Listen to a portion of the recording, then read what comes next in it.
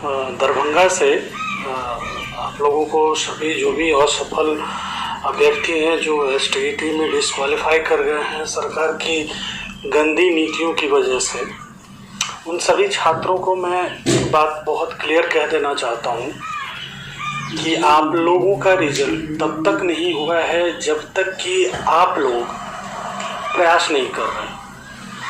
मेरा मानना है कि अगर आप लोग एक छोटा सा प्रयास कर दें, सब लोग अपने अपने रिजल्ट को लेकर के थोड़ा सा सजग हो जाएं, थोड़ा सा अवेयरनेस दिखाएं, तो आप लोगों का रिज़ल्ट 110% हो जाएगा।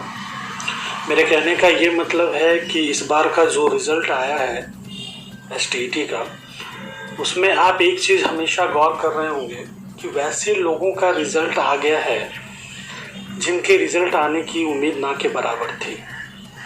उन लोगों का रिज़ल्ट कैसे आ गया? ऐसा तो नहीं है कि वो आज तक कभी कोई एग्ज़ाम क्वालिफाई नहीं किए और एसटीईटी में इतना ज़्यादा पढ़ाई कर लिए कि क्वालिफाइड कर गए, ऐसा नहीं है। तो ऐसा इसलिए हुआ है क्योंकि सरकार जो है वो गलत तरीके से नॉर्मलाइजेशन पद्धति को लाई है, जिसमें आप एक शब्द में समझिए कि इस नॉर्मलाइजेशन प्रक्रिया में सरकार के द्वारा किया क्या गया है कि जो ज़्यादा नंबर ला रहे थे, जिनका स्कोर अच्छा हो रहा था, अच्छा स्कोर आ रहा था, उन लोगों का नंबर काट करके और जिनका कम नंबर आ रहा था उसमें ऐड करके उनका रिजल्ट प्रकाशन हो गया है। मैं वाईबी गिरी के समक्ष अपने केस को लेकर के लड़ना चाहता हूँ।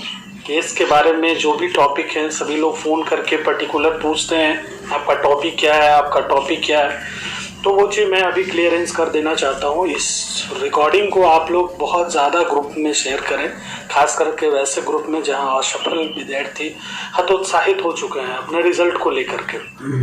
मैं सबसे पहले नॉर्मलाइजेशन पे मेरा टॉपिक रहेगा, नॉर्मलाइजेशन है। सेकेंड टॉपिक मेरा रहेगा नोटिफिकेशन को लेकर के, क्योंकि नोटिफिकेशन और रिजल्ट पब्लिकेशन इस दोनों में काफ़ी फ़र्क है। जबकि ऐसा नियम है कि आप नोटिफिकेशन के अगेंस्ट कुछ भी नहीं कर सकते हैं, जबकि बिहार गवर्नमेंट एसटीईटी के रिज़ल्ट में ऐसा बहुत सारी गलतियां की हुई है। तीसरा मेरा जो सबसे मेन टॉपिक है वो रिजर्वेशन को लेकर के है, चाहे वो ईडब्ल्यूएस हो, चाहे वो महिला रिजर्वेशन की बात हो, ये मेरा थर्ड टॉपिक है।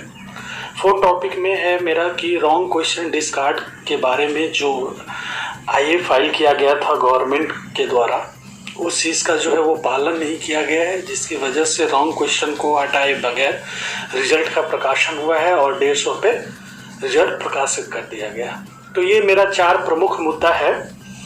इन फ्यूचर अगर किसी भी तरह के मुद्दे का ऐसा लगेगा कि ऐड होना चाहिए वो ऐड हो जाएगा, लेकिन अभी जो है वो 4 मुद्दे को मैंने प्रमुखता से रखने का काम किया है।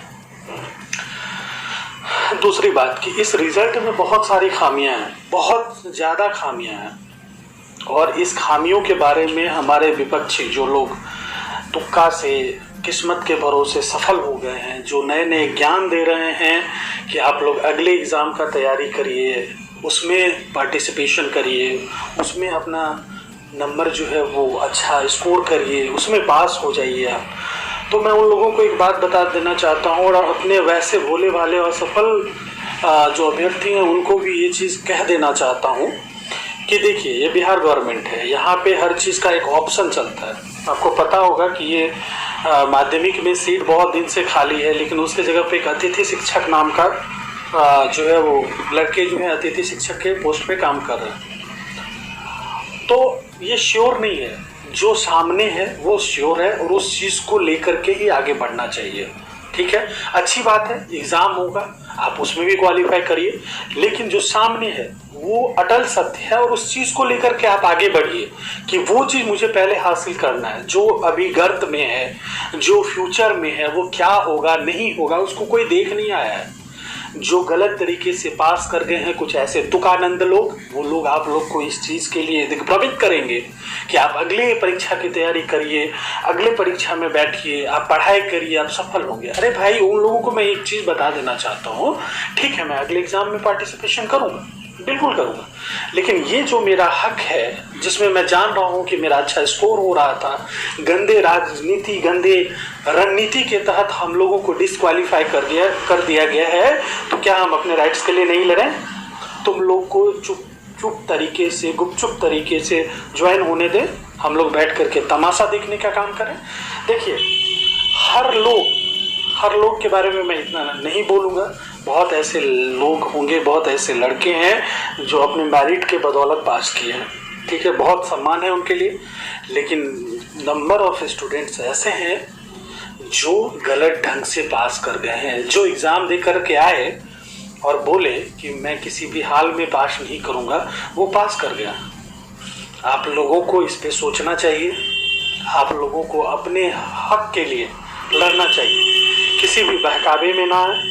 पास लोग हर ग्रुप में हैं और हर तरह के दिग्भ्रांति फैलाने का काम कर रहे हैं। उन लोगों को डर है कि अगर रिजल्ट को लेकर के किसी भी तरह का केस हुआ तो उन लोग का रिजल्ट जो है निश्चित रूप से रद्द हो जाएगा और वो लोग वापस जो अपनी स्थिति है उनकी वैसे स्थिति में वो पहुंच जाएंगे। इसलिए आप अपने हक के लिए लड़िए, जी जान लगा दीजिए। सहयोग की बात बार बार हो रही है, सहयोग करिए, आपके सहयोग से ही कुछ संभव हो पाएगा। आप सहयोग कीजिए। मैं समर आनंद आप सभी लोगों से आग्रह करता हूँ, मेरी विनती है कि आप लोग अपने हक के लिए एक बार कोशिश करिए। मैं आप लोगों को 110% गारंटी देता हूँ कि जीत किसी भी हाल में हम लोगों की ही होगी। ये मैं अपने पुराने जो मेरे मित्र हैं उन लोगों का भी अनुभव है, उसके साथ साथ मैंने लगभग 2-3 वकीलों से भी राय परामर्श लेकर के ये बात बोलने का काम कर रहा हूँ। इसलिए मेरे सभी साथियों से निवेदन है कि सहयोग करिए, आपसे जितना बन पा रहा है आप उतना ही सहयोग करिए। आप पे किसी तरह का मेरा जोर जबरदस्ती नहीं है, लेकिन हाँ, अपने हक के लिए लड़िए और किसी भी बहकावे में मत आइए। नमस्कार।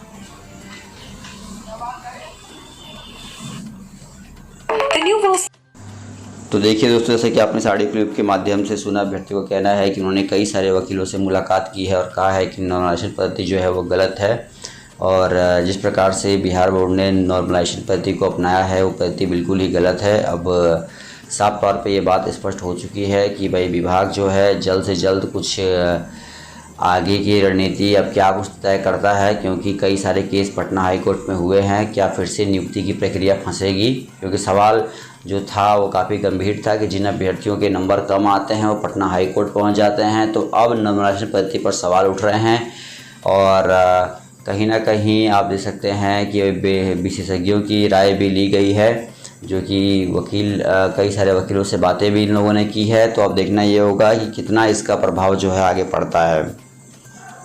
तो आगे जो भी अपडेट आएगी हम आपको अवगत कराते रहेंगे। फिलहाल मेरा सभी से यही अपील है कि STT जो रिज़ल्ट है बहुत मुशक्क़त और बहुत लड़ाई और कह सकते हैं एक लंबे जंग के बाद जो है रिज़ल्ट जारी हुआ है, तो इसको किसी प्रकार से फंसाने की कोशिश ना करें और इस बहाली को संपन्न होने दें। जहां तक नॉर्मलाइजेशन की पद्धति का सवाल है तो आप RTI से जवाब मांग सकते हैं इसे लेके, इस पद्धति के बारे में, और ये आपका हक है। तो इसके बारे में आप ज़रूर जानें कि बिहार बोर्ड ने किस प्रकार से नॉर्मलाइजेशन पद्धति को अपनाया है और कुछ अभ्यर्थियों के मार्क्स अगर माइनस में गए हैं तो उसके पीछे भी क्या रीज़न है, ये आपको तमाम बातें जो है वो RTI के माध्यम से भी पता लग जाएगा।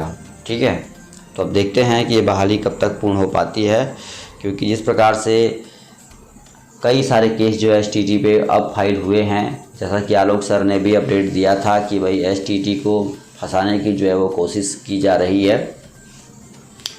तो मेरा यही कहना होगा कि इस बहाली को पूर्ण होने दीजिए, क्योंकि अगर STT